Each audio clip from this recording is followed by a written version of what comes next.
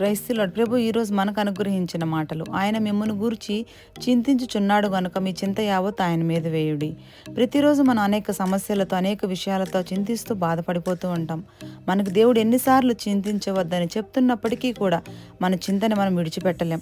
మనం చింతిస్తున్నాము అంటే దేవుని మీద విశ్వాసము ఉంచనట్లే. యేసయ్య కంటే ఎక్కువగా మనం ఎవరిని నమ్మినా, ఎవరిపై ఆధారపడినా, ఎవరిని ప్రేమించినా వారి నుండి నీవు నిరుత్సాహాన్ని, నష్టాన్ని, మోసాన్ని పొందుకుంటావు. యేసుని నమ్ము, ఆయన నిన్ను ఎప్పటికీ సిగ్గుపడనివ్వడు. యేసుపై ఆధారపడు, ఆయన నీకు సమయానికి సహాయం చేస్తాడు. యేసును ప్రేమించు, నిన్ను నీవే ప్రేమించుకునే విధంగా ఆయన నిన్ను ప్రేమిస్తాడు. కనుక మనకు అన్ని విషయాల్లో తోడయుండి నడిపించి యేసు తోడుండగా మనకు చింతేలా. కనుక ఏ సమస్యతో, ఎటువంటి వేదనతో నీవు ఈరోజు బాధపడుతున్నా నీ సమస్యను, నీ బాధను ప్రభు పాదాల చెంత పెట్టి ప్రార్థించు. నీ చింత యావత్తును ఆయన తీసివేసి నీకు నెమ్మదిని, ప్రశాంతతను దయచేస్తాడు. ఆమెన్.